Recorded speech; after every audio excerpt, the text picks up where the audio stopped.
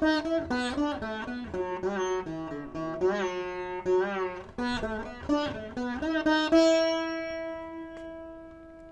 the plan for today is the following.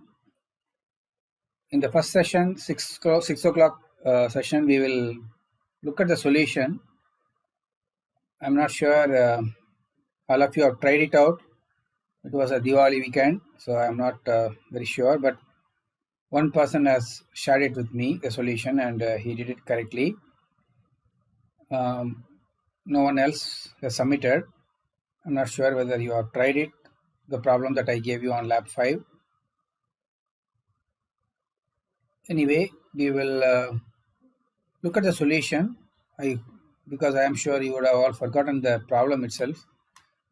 So let us look at the problem first and then the solution. Okay. Now we will cover 2 more topics, whatever is possible, from 6 to 7. Then we will continue our discussion from 8 to 10.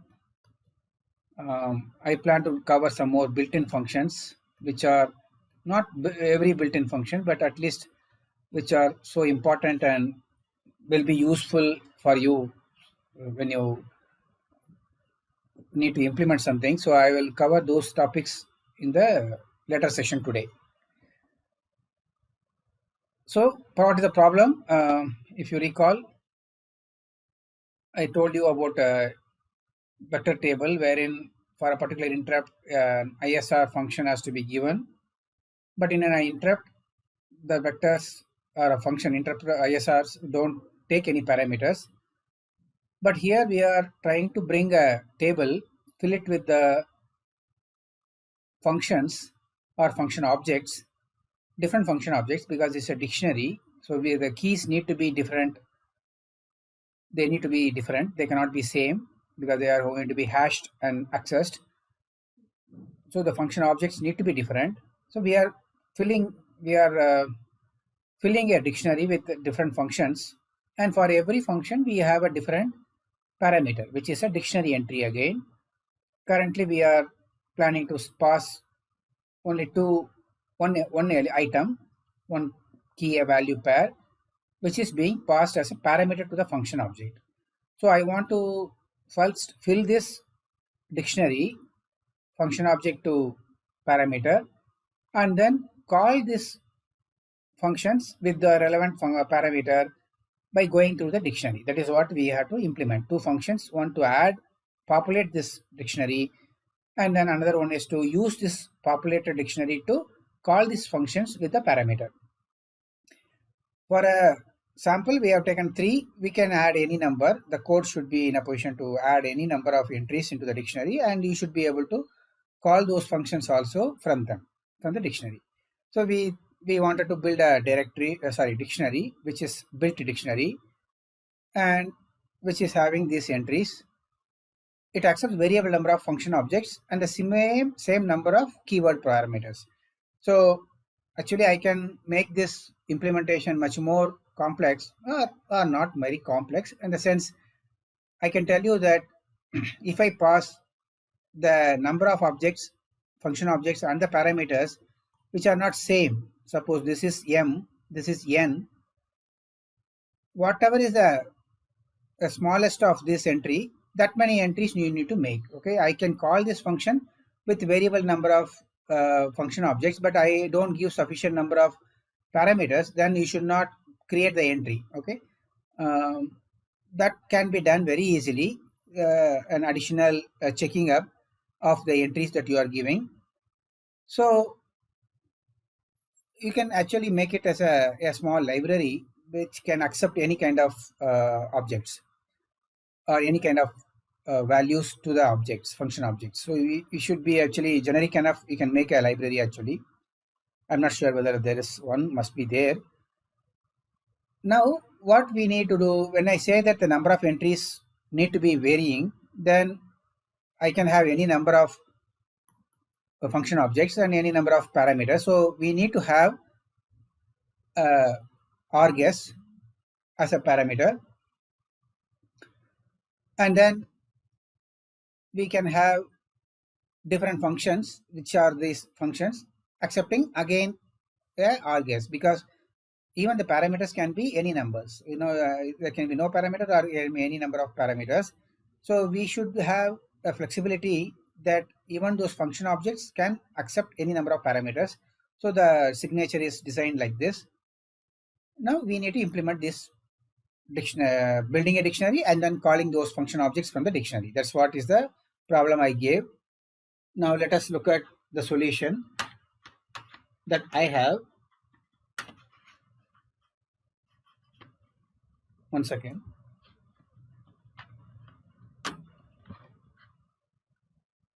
Okay. Now signature of this object method which you are supposed to implement accepts variable number of function objects, and then I made it as a keyword argument so that we can pass like this. Okay. Now each of those entries we want to give it to those methods. Okay, this keyword pair is given to this. Actually, this is not generic enough. It doesn't accept any number of parameters for each of those functions. It will be very, you need to think of some ways of achieving it. It's also possible. We can have either dictionary or a list individually, which will accept many number of parameters inside them, and which can be passed to this function. So in fact, we can make it generic enough so that each of those function objects accepts any number of parameters. In this case, we have made it very simple that each of those function objects accepts a keyword pair as a dictionary entry. Okay, we need to make it as a dictionary entry. So how do you do that? So this is accepted as F1 objects, and then this is accepted as a keyword arguments. Then once you built it, we want to pass that built dictionary to the function which calls those methods, these methods with those relevant parameters. That's all. Okay, that's the problem. So let us look at the solution. Now we are accepting. Now I am not doing any checking whether the number of entries here and this number of entries here are same, because if that is the case, we will go with the dictionary which is not filled properly. That's not done in this case because I have not told you to implement it, so I have not added those kind of things. So now our aim is to build a dictionary, right? With the function objects on one side and the parameter, which is this keyword pair, as a dictionary entry. So it should be P1 colon P1, capital P1. Okay, this should be the dictionary entry that we need to make. This is the flower bracket. Now I'm doing a empty dictionary here, and we should know how many objects are coming in or what are those function objects. So they are nothing but keys. For us, for this dictionary, they are going to be keys. Now this, sorry, I mixed it up. These are the keys and value pairs that we are getting here. Okay, this key value pair, I am calling this and this. I am going to fill it up. So now this is coming, KWRS is coming as a keyword argument. So I am taking in all the P1, P2 number of entries here and values of those, these values I am taking it here. Okay, that is keys. This is keys and values. So let me just again maybe another thing I will use. What is this? This is the dictionary I am going to build, which is empty now. This is nothing but this, because I am using this keyword arguments, which is coming in as a dictionary entry. All of you are aware. This is coming as a tuple. This is coming in as a tuple, and this is coming in as a dictionary, a keyword pair. So this will be in keys, list of keys and list of values. So this list of this values, and we are getting this. Now I am having an index equal to 0. That is to access it. I am using this. Now let me look at what I am doing here. It's a single line of building that. It's not complex. I'll tell you. Now what I am doing, function objects. What is function objects? Which has come in, which is having a tuple of these function objects. These three entries are there. Now we want to build a dictionary which is having this entry as a key. So I am having the function object as a index into the dictionary. So if already there is an entry with this function object, it will overwrite the earlier content. If you already do not have that and it's a new key which is coming in, or a new function object which is coming in, it will create a new entry. So by chance, if you are passing the same function again, the function object, what will happen is the previous entry what you have made for that will be overwritten. Okay, the latest one will be taken in the parameter. So this will take care of, even if you are sending a duplicate function objects, it will keep the latest mapping that you have given, the parameter mapping. So right now we are anyway feeding three different values of function objects. So we are making a dictionary with this as a key. So that's what we wanted to do anyway. We wanted to create a dictionary which is function object is here as a key. Now here we want to do this. This P1 should come here, and then colon this capital P1 should come here as a dictionary entry. Now that part is taken care of by this. How are we doing it? I am using this is coming in as a keys. Every entry is having a key. The first one will be in keys of 0. This will be in keys of 1 and 2. So we have this in keys, the list of what you have received.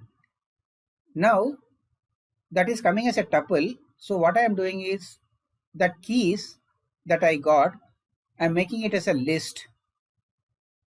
Okay, and then indexing it, because you cannot index it without that. So I am doing it as a keys and making it as a list.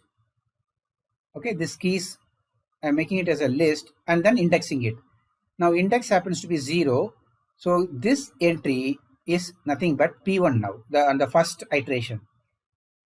And then values what we have here is having these entries. So I am making it as a list.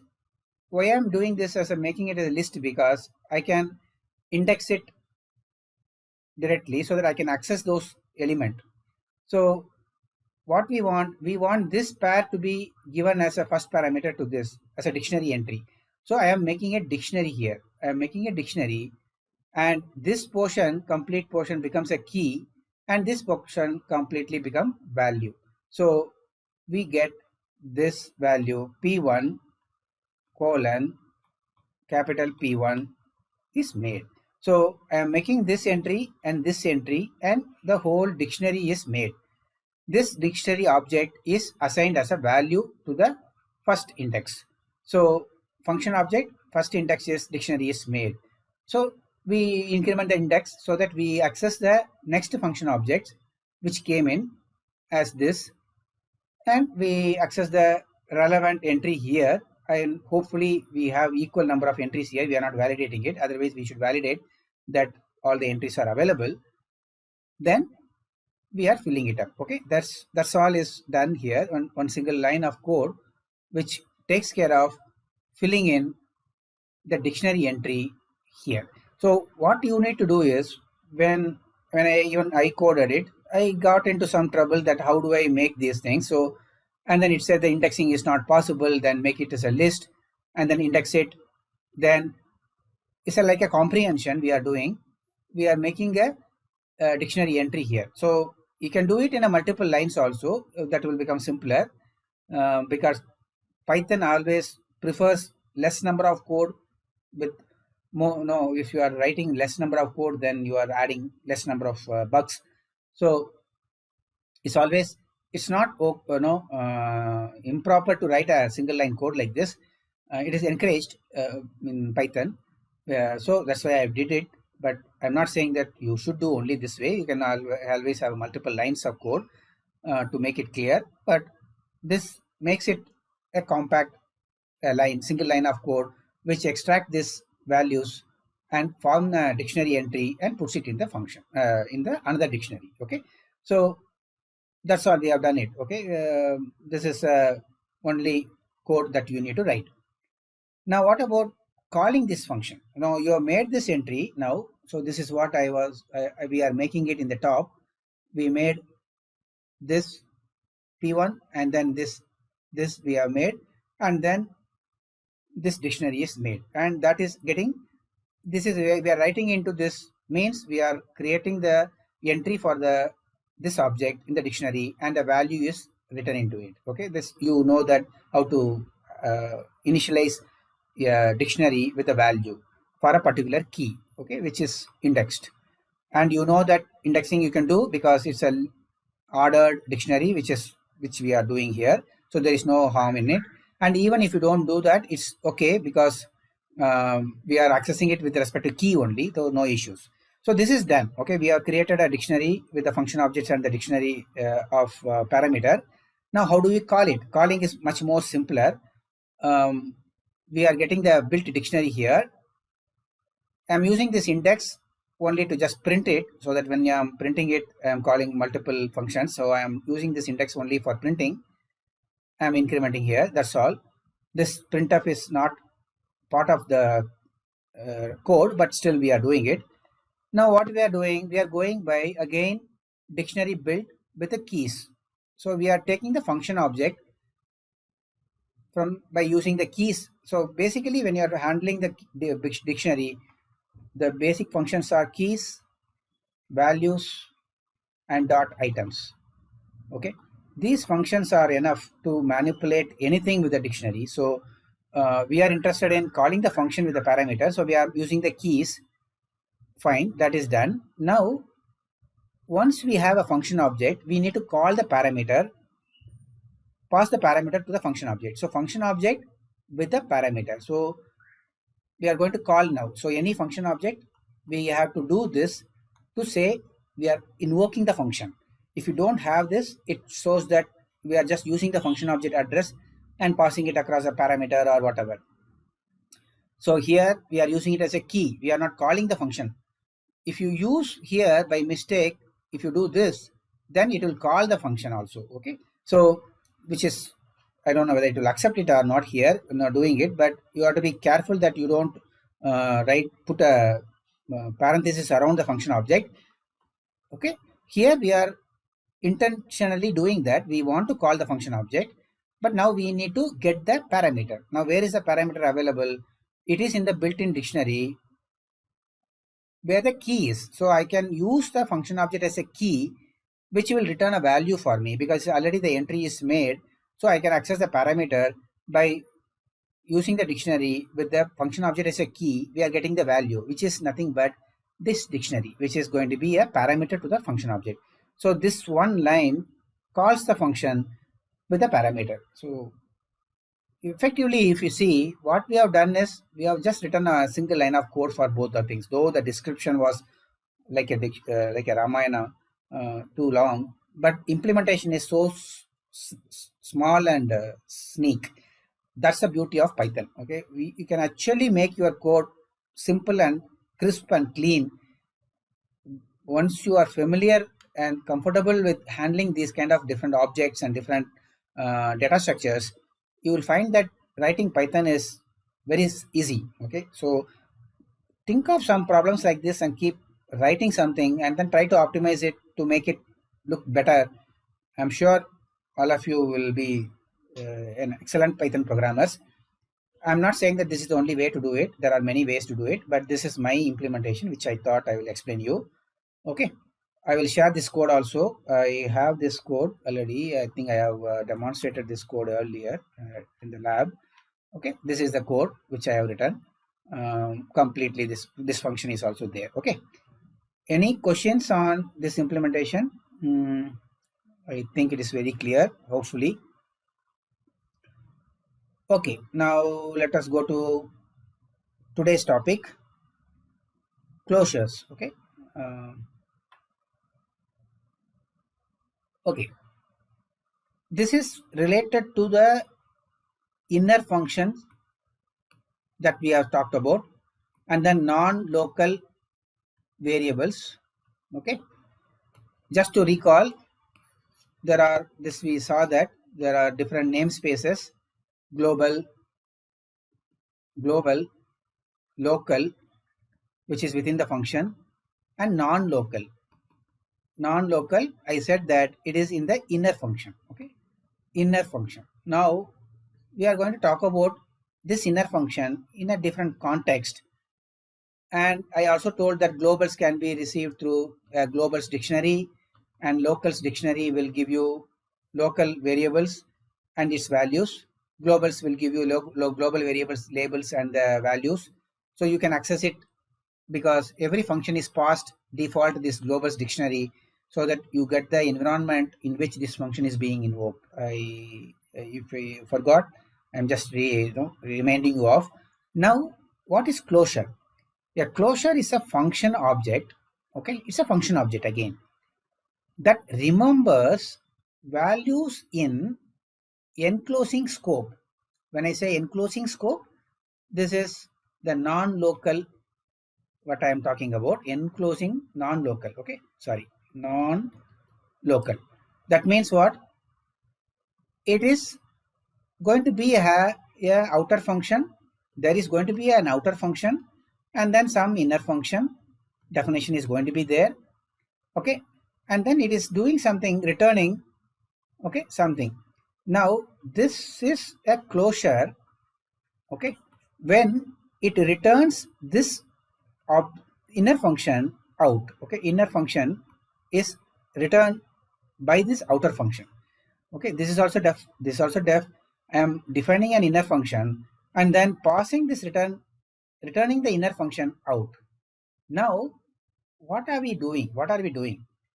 Suppose it is, if I have to give an analogy of our C function, suppose you have a function in C, okay, int I, you have int j, local 100, you initialized it, then j plus plus, then suppose you are returning j, then we are doing, we are actually, you are not supposed to do because it's the local variable which is in stack and which will not be there when you come out, but you are returning an integer which happens to be the local variable. Now here what are you doing? This inner function I mentioned that this is only visible within the scope of this function. Okay, this inner function can be invoked. We are defining it here inside the outer function. That means this function is there. Inside that we are defining another function which is callable or visible because the local this is in the local namespace. So it is, you can call it here inner function, then you can execute it. But now what we are doing, we are passing this function object, we are creating it inside it, but we are passing it out to the caller. That means what? Caller is now having a function object which is created inside another function, and now because caller is having the function object, that can be invoked. Okay, function object can be invoked by putting this parenthesis. It is going to be invoked outside of where it is born. Okay, it is like a baby born inside, and then we are taking it out and it is alive outside. This function is outside and we are going to be invoking this function outside of this function, outer function where it was actually defined and where it exists. So when we are passing this function out, object out, we are not only allowing this function to go out, it also remembers something to do with the non-locals that it can access. Okay, I am going to explain that now. Okay, it is bundling of, this is code. Okay, this is a code and some data. Suppose you have declared some data here which is a non-local variable and you are passing it to this, then you are tying up the code and data using this closure. Okay, we are tying up code and data using this closure. Closure means it is something bundling out, bundling something together, and we are bundling code because a function definition is a code area, it's the instructions, and the data is something which is visible to the only the function here because it's non-locals here, but we are passing it out, which can be invoked and changed. Okay, how we are doing it, we will see that today. Okay, now outer function, let me show the complete code before I. Okay, now this is the complete function. This is outer function, which is having a default value, which is all in capital default value. Now let me erase this. This is a default value. This is the outer function. Now what I am doing, whatever is passed, I am writing it into this. Now this is the object. This is a non-local variable or a ID or a label or a ID. Okay, ID I should not use identifier, whatever. Okay, this is my text. Now we are defining a inner function here. Okay, and then we are printing the my text, which is accessible to this. Okay, let me show the code. I don't know whether I made a mistake here in closure. Okay, yeah, correct. So let me take this code, first run it before I explain it to you so that you understand it better. And one second, sorry to go in between suddenly here. Okay, now I am running this. Let me explain it here because it's actual code which is working so that you can see the output. Now what are we doing? This is the outer function and I am passing a default value. In case if this function, outer function, is called with no parameter, which I am doing here. Okay, now what are we doing here? Whatever is a parameter passed to this function is written into this label, my text, and this function is an inner function which has access to this. Okay, without even getting passed, it has access to it and it is printing it here. So this is the inner function which is defined inside of outer function. Now I am not invoking the function at all here anywhere. I am just returning the inner function now. What has happened now? This is the function which has been defined here, which is a code area, but it is tied to the non-local data which was defined inside. Because it is accessing it, that means it is tied up. Okay, this function method is tied up to this data. So non-local data, code and data is tied up now, and I am passing this function out. Now imagine I am calling this outer function with no parameter. That means I am going to use this my text as a input. Okay, I am calling this outer function. Now here I am executing this outer function. Okay, please remember I have a parenthesis here. I am executing this outer function. Here only definition is there. Here I am executing it. Now when I execute it, it is going to do everything. Now what is it doing? It is not executing the inner function here. Okay, it is not executing the inner function here, but it is returning the inner function object out. Now inner function, I am naming this label as this object as inner function with the default, because I am called this outer function as a default without passing any parameter. So I got the inner object, this function object. Now I am calling it. Now only I am calling the inner function. Okay, inner function is now only called. When I called outer function, inner function is not executed because there is no statement here anywhere saying inner function with a parenthesis. That's why I am not calling anywhere inside the inner function, but definition is happening. And not only that, the definition also ties up some data internally which is there in non-local area, and I am passing that function out. Now I am calling this. Now when I call it, you see that this my text get printed. Now here I am not passing anything. Okay, where is this my text now? Where is this my text? It is inside of this function. This function object also has the data which came when I called outer function, okay? Or in this case did not come because it was a default value, but still this is what happened. Now let me show you another invocation which will make life easier now to understand, hopefully. Now this inner function, I am passing a parameter. Where I am passing it to the outer function, okay? Because this non-local is getting initialized here. When I pass some value, this is ignored, the default value is ignored, and whatever I pass, a small letter here, is coming in, and which is getting initialized to the my text object. And then this function is defined again. Now see, remember, whenever I call this outer function, this inner function is redefined. Now what I get here is different from this object, and this object, this inner function object and this inner function objects are different because they are tied with the different values of data. Here it was tied with this data string, whereas in this case this object is tied with this string which is invoked here.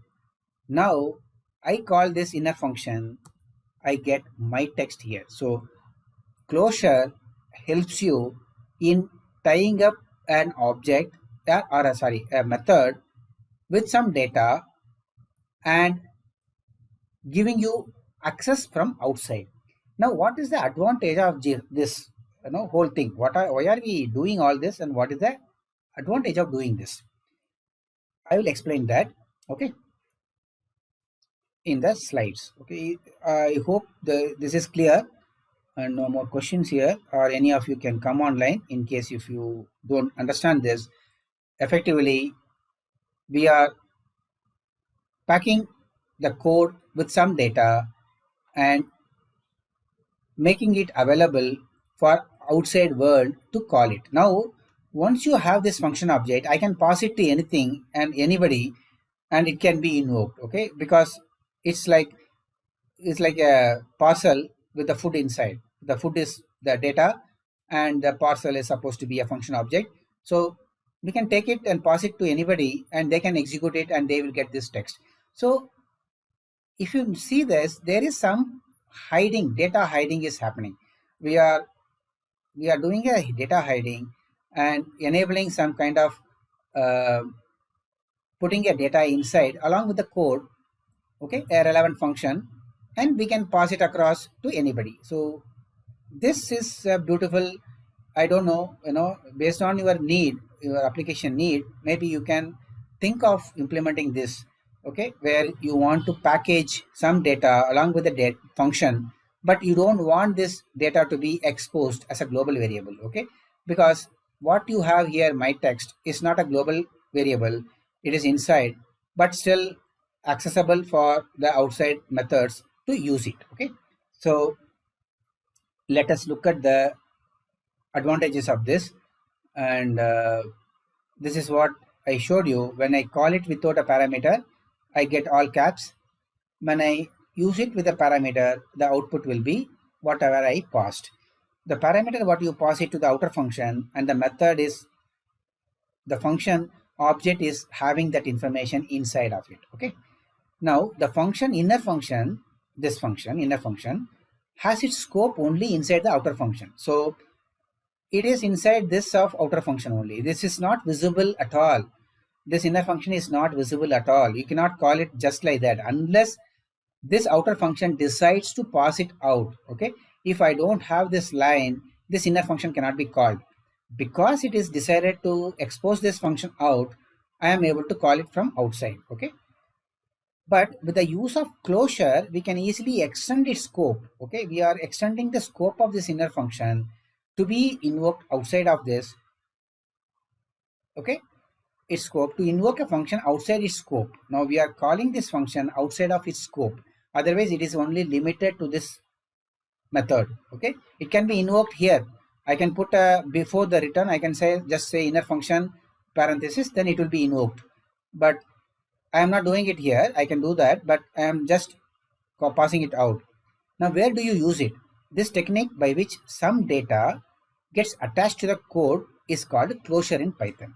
And you can use it when you want to limit the number of this is used for data logging purposes. Actually, this is another beautiful um, purpose where if you want to log data, suppose if you want to print what are the parameters are getting passed to a function when it is called. Suppose if it is args and you want to list out all the method, functions which are getting passed, then you can write those information here and then pass it out, okay, to the inner function as an object. Then it will capture all the parameters which are coming in. Okay, in fact we are actually doing that. Actually here we are printing the parameters that we received, so we can actually use it for data logging purposes where you want to know what are the parameters are coming getting passed to a function. You can do that. And another advantage is I can have, this provides some sort of data hiding. This helps us to reduce the use of global variable. So I don't need to use this as a global variable, but still I am able to get this value out of the method. Okay.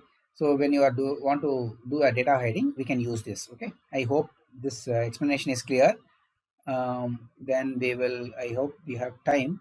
So we'll look at the lambda function, which is, if possible, we'll see the examples now, or we can defer it to the evening class.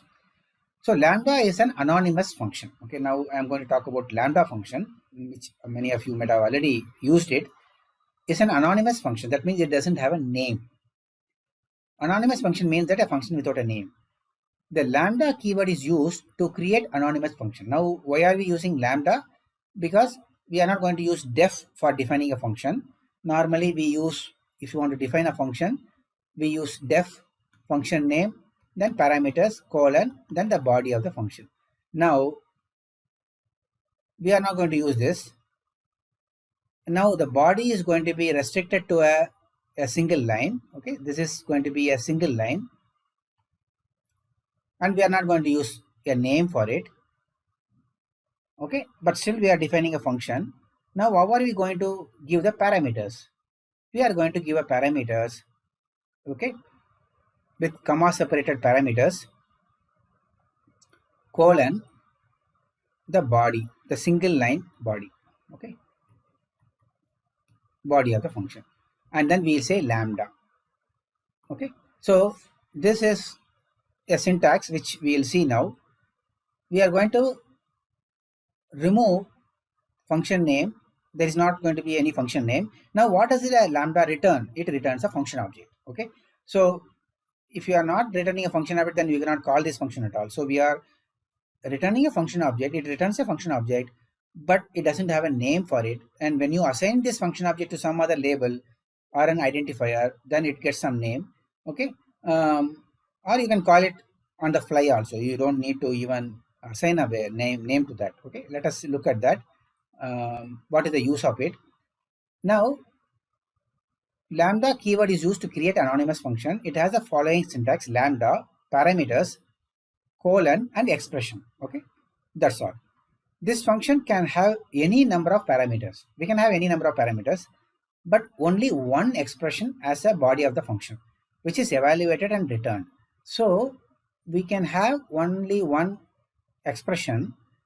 Okay, you cannot have multi-line, no, like a body, like a typical function. You use this lambda for simpler functions wherein you want to just do something very crisp in a single line. Okay, it is, I would say, it is similar to the inline what you have seen in C++ world, but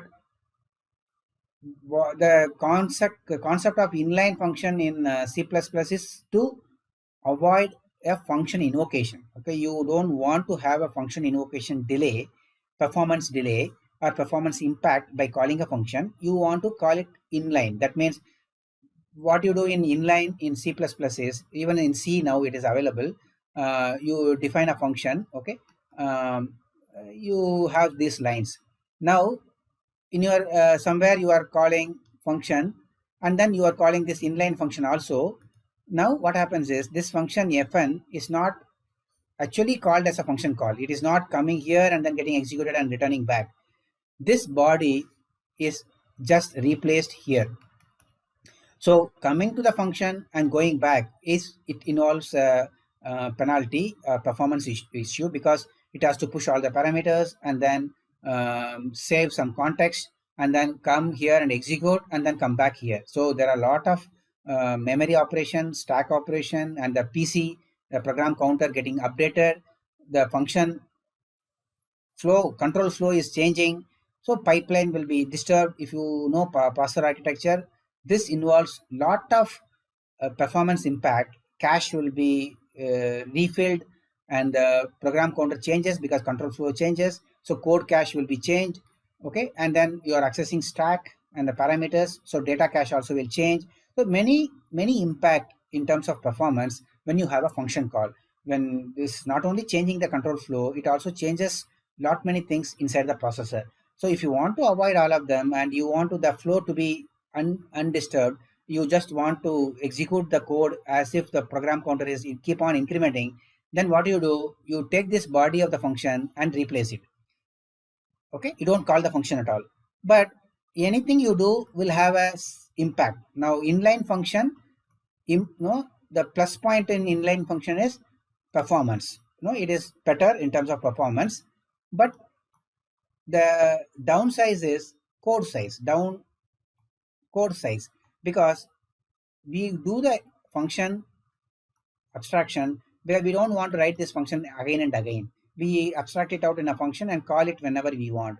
But inline actually kills that logic, and then you are calling instead of calling the function, you are going to expand this body everywhere whenever you are calling it. Suppose if I am calling here, I am going to expand it here. If I am calling here, I am going to replace it with this function. So the code size is going to increase.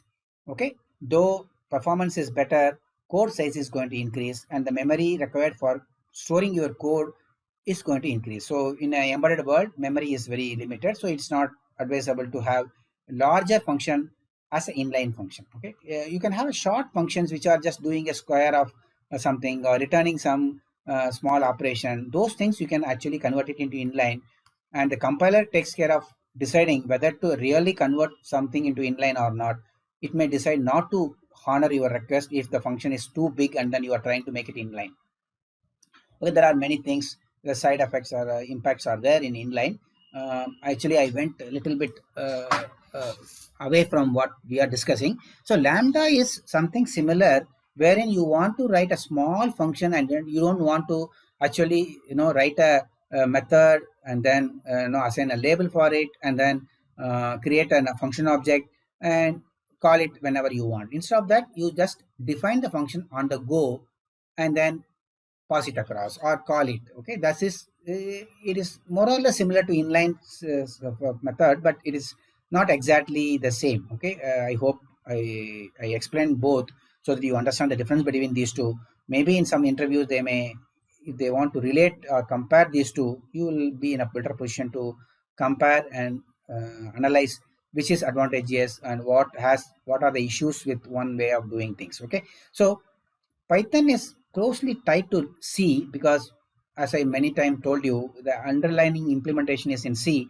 So lots of ideas are stolen from C, and C is the mother of all languages, and it still exists because of its robustness and richness in the features. So, and Python has made a lot of improvement in terms of taking the best of C world and then giving us a lot of flexibility as an object level programming language, and then giving us a lot of flexibility also.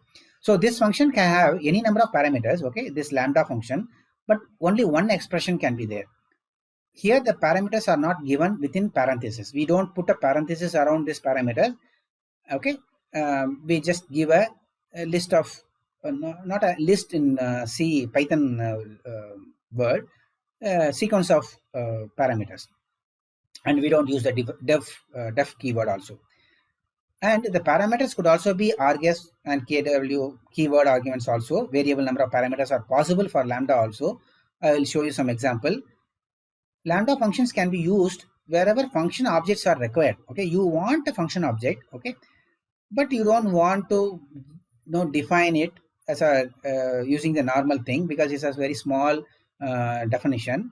Then you can go for lambda, but lambda functions are syntactically restricted to a single expression. Okay, but there is a limitation. It's only a single expression can be there as a body of the function. Function object, now I'm talking about function object, is returned by the lambda statement. Okay, as I told you, when you don't return or something, you don't write a return or something, but lambda itself returns the function object because it is purpose is to create a function object taking the parameter and this as a body, and it constructs the object and returns the function object. Okay, if you see that what you did in inner the closure is similar thing is happening here. Okay, there also we constructed an inner function and then returned it, but we did it ourselves, that returning the inner function as a function object. Here it is done by the language. Lambda does the same thing. That's why I put it after that, so that you understand that function objects can be constructed on the go and then returned also. So it is doing it internally by the language, done by the language, but not by us. We don't have a return statement anywhere. So function object is returned by the lambda statement, which can be assigned to a function object identifier. Now we are giving an identifier now. Instead of defining and then giving an identifier, we are now actually doing the identifier now. Okay, if you are assigning it to something, or if you don't assign it, then it can be called and this function can be executed without even having a name. Okay, this is kind of a function object which doesn't have a name but got executed also. That is also possible if you don't assign it to an identifier. So the lambda function is more helpful when it is used inside a function. Suppose you create a function while calling a function, okay?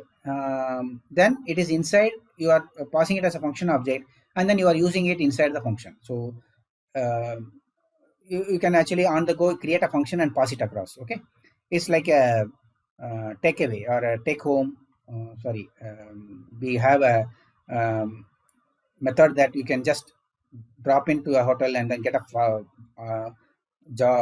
food ready for you and ready to go. Okay, uh, we just drive in and then take away those objects, right? Cooked food. So it's like this. Okay, when you are calling a function, I can actually pass a parameter and I can say lambda sum a comma b. I hope a and b are defined, and then a plus b. Okay, maybe I will say return a plus b. That's all. So this is a function object which takes two parameter, adds it and returns a value. So this lambda is returning, the lambda function is returning a value, but as such the lambda is returning a object, this function object. Okay, it is not executed here, it is created. Function object is created and you are passing it to the function. Now inside it I will be having some name and then I can call it like this, then this will be invoked. Okay, and I need to pass two parameter. I need to make sure that the parameters are matching when I'm invoking it. That's all. So this is about the lambda function. Okay, do I have time? Do you want me to explain it and then break, or you want a break and then explain and then when we meet? I leave it to you. When do you want me to explain the lambda code or demo? Now or at 8 p.m. Yeah, 8 p.m.